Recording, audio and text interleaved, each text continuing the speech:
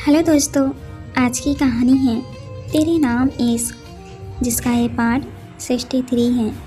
अगर आपको ये कहानी पसंद आती है तो प्लीज़ इसे लाइक कीजिए, शेयर कीजिए और आप इस चैनल पर नए हैं तो प्लीज़ इस चैनल को सब्सक्राइब कीजिए। रात में वर्षा के घर। वर्षा मेघा से, कल का दिन बहुत स्पेशल है। मेघा चौंक कर जैसे कोई उसकी चोरी पकड़ी गई हो। क्या आपको कैसे? वर्षा खुशी से मेघा को गले लगाकर, ज़्यादा मत सोच, सो जा, कल पता चल जाएगा। मेघा फीकी मुस्कुराहट से अपने बेड पर चली जाती हैं। वर्षा के जाने के बाद वो एक लेटर लिखकर वर्षा के सिरहाने रख देती हैं और टिकट अपने हाथ में रखकर खिड़की से नीचे देखती हैं। मेघा, ये खिड़की आपके अंदर आने की याद दिलाती थी और अब मैं इसी खिड़की से जा रही हूँ। मेघा अपना सामान लेकर चली जाती हैं। सुबह वर्षा वो लेटर पढ़कर शॉक हो जाती है और अपने मम्मी पापा को लेटर दिखाती है। सॉरी मॉम, सॉरी पापा, आपके कहने से मैं इंजीनियर तो बन गई, पर मेरा पैशन अब भी फैशन डिजाइनिंग ही है। मुझे दिल्ली से काफ़ी अच्छा ऑफ़र मिला है। मुझे पता है अगर मैं आप लोगों को बताती तो आप कभी इस बात के लिए नहीं मानते, पर प्लीज़ एक साल मुझे मेरे तरीके से जीने दीजिए, फिर जैसा आप कहेंगे मैं वैसा ही करूँगी। लास्ट सेम के एग्ज़ाम देने आऊँगी मैं अब। उससे पहले आप सब मुझे मत ढूंढना, मैं खुद आप सबको फ़ोन कर लिया करूँगी। और हाँ, मैं ऐसा कोई काम नहीं करूँगी जिससे आपका सिर झुके। मैं पहले ही चली जाती, बस वर्षा को एक बार देखने के लिए रुकी थी। हो सके तो मुझे माफ़ कर देना, आपकी मिष्टी। वर्षा की मम्मी रोने लगती हैं। वर्षा उन्हें चुप करवाती है। वर्षा मन में, ये क्या कर लिया यार तूने, एक दिन तो रुक जाती। अभी और नैना आदि को अपने सामने देखकर बहुत खुश होते हैं। अभी मेघा आने वाली होगी, वो आपको देखकर बहुत खुश हो जाएगी। वर्षा और वाणी चेहरा लटकाए हुए सबके पास आ जाती हैं। आदि खुश होकर इधर उधर देखता है। मेघा कहाँ है यार, प्लीज़ अब तुम दोनों प्रेम करना बंद करो, बताओ कहाँ रहेगी वो। मेरी आंखें उसे देखने के लिए बेताब हो रही हैं। वर्षा, नहीं है वो यहाँ। वर्षा उदास सी सबको मेघा के बारे में बताती हैं तो सब उदास हो जाते हैं और आदि को अब भी अपने कानों पर विश्वास नहीं हो रहा था। वीर, क्या करे इनका, एक को पकड़ के लाए तो दूसरा भाग गया। आदि, तुम सब चिंता मत करो, मैं उसे ले आऊँगा। तुम सब हमारे कारण अपने रिश्ते को पीछे मत करो, अपने अपने घर बात करो। मेघा की कॉल आती है और वो सबसे बात करती है। मेघा, तुम सब जो कहना चाहते हो कहो, बस मुझे वापस आने का मत कहना। सब काफ़ी देर उससे बात करते हैं। अब सबको थोड़ा अच्छा फील हो रहा था। वीर ने बातों बातों में उससे एड्रेस निकलवा लिया। आदि अगले ही दिन मेघा से मिलने चले जाता है। मेघा को एक प्लेट मिला था जिसमें पहले से एक लड़की और थी, रेणु, जो किसी कंपनी में वर्क करती थी। मेघा को उससे मिलकर अच्छा लगा। अभी मेघा का ट्रेनिंग पीरियड था। उनका ऑफिस अपार्टमेंट से कुछ ही दूरी पर था, जहां वो पैदल चलकर भी जा सकती थी। मेघा रेणु के साथ सुबह सुबह ट्रेनिंग सेंटर के लिए निकल जाती है। उसे अपने अपार्टमेंट से लेकर कंपनी तक ऐसा लगता है जैसा कोई उसका पीछा कर रहा हो।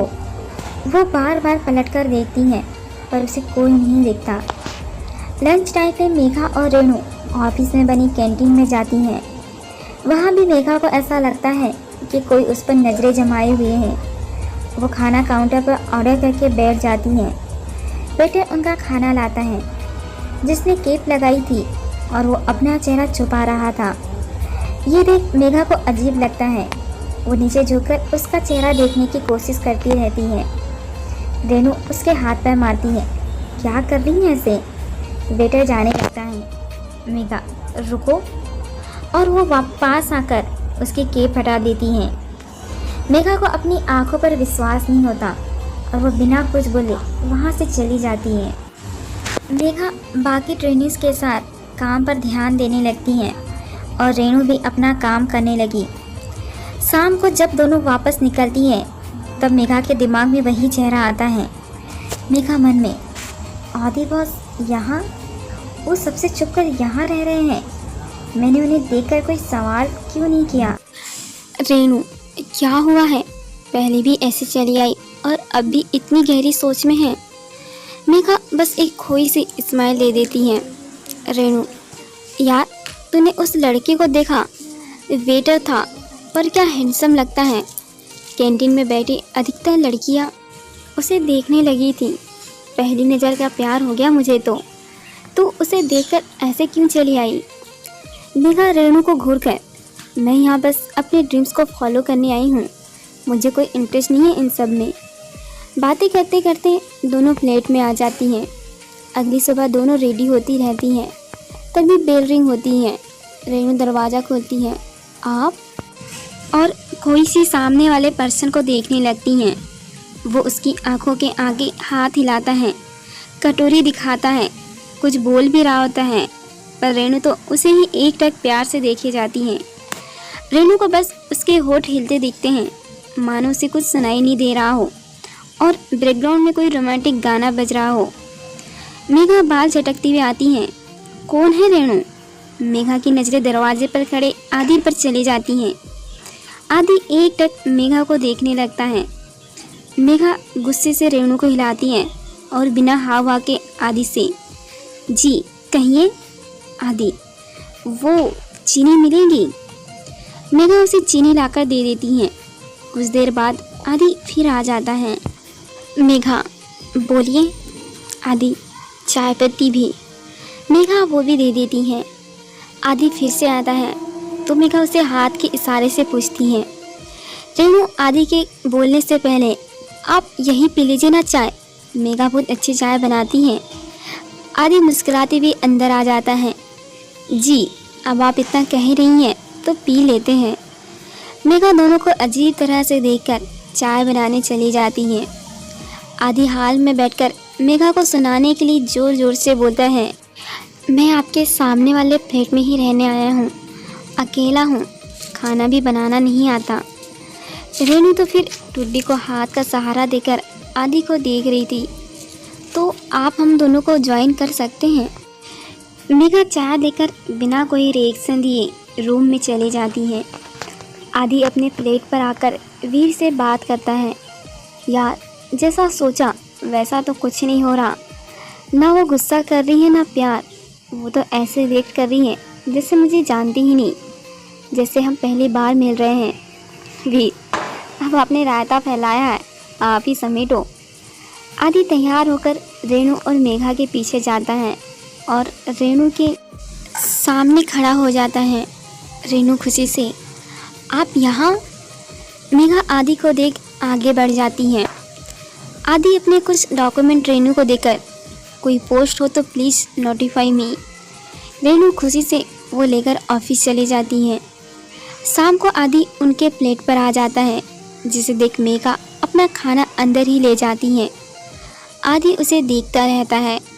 रेनू, डोंट माइंड, वो थोड़ी ऐसी ही है, कम बोलना, ना हंसना मुस्कुराना।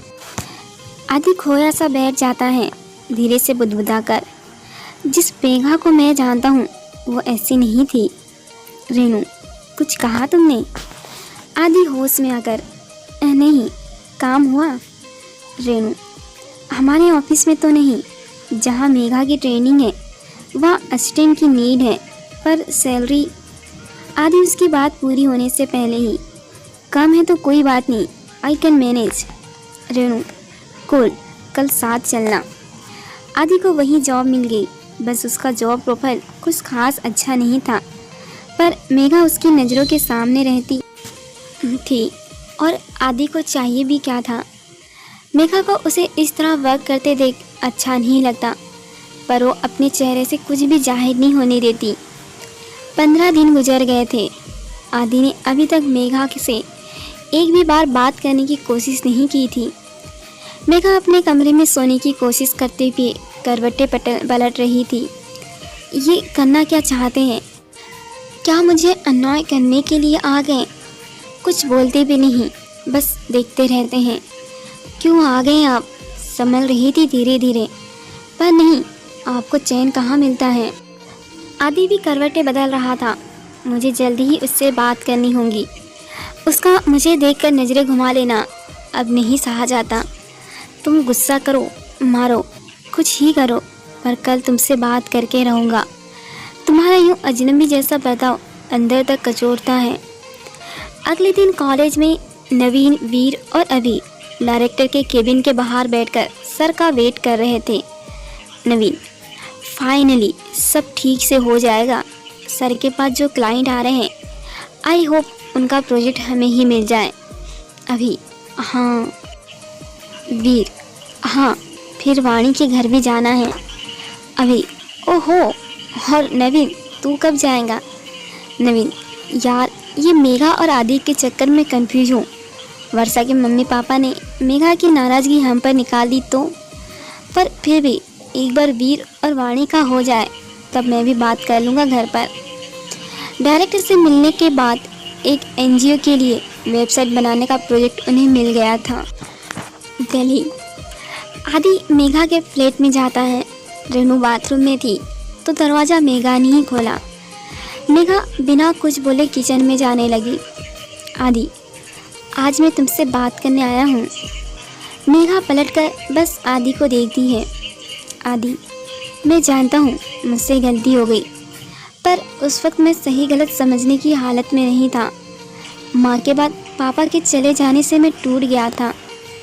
मेघा, इसी बात का तो दुख है कि मैं आपके दिल में वो जगह नहीं बना पाई कि आप मुझसे आपका दर्द बांट सके। मैं बस सुख में साथ देने के लिए आपके साथ नहीं चल रही थी, पर अफसोस आपने इस लायक समझा ही नहीं कि मैं आपका दुख में भी साथ दे सकूं। मेघा ये बात बिना किसी नाराज़गी से बोल गई जो आदि के दिल को अंदर तक चुभ रही थी। मेघा हंसकर, नहीं है कोई जवाब। आदि सिर झुकाकर, प्लीज़ माफ़ कर दो। माँ पापा को खो चुका हूँ, तुम्हें नहीं खोना चाहता। मेघा, आप मुझे उसी दिन खो चुके थे जब आप बिना कुछ बोले मुझे छोड़ गए थे। बहुत इंतज़ार किया था पर आप नहीं आए। आदि, पर अब तो मैं आ चुका हूँ ना।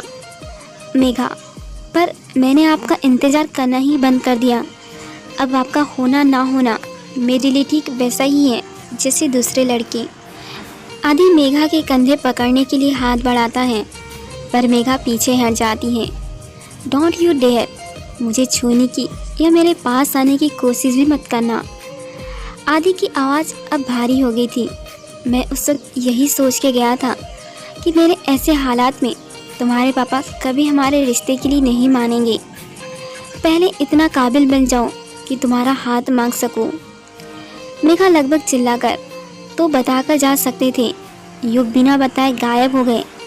इतना सोचा था तो एक बार यह भी सोच लेते कि मैं कैसे रहूँगी। बताकर जाते तो आस रहती कि हाँ आप वापस ज़रूर आएंगे, पर पूरा 1 साल फिर भी आपका इंतज़ार किया। पता भी नहीं था कि आप आएंगे भी या नहीं। आपको ज़रा भी एहसास नहीं है कि इस 1 साल में मैं कितना तड़पी, कितना रोई। आदि की आंखों में नमी उतर आई।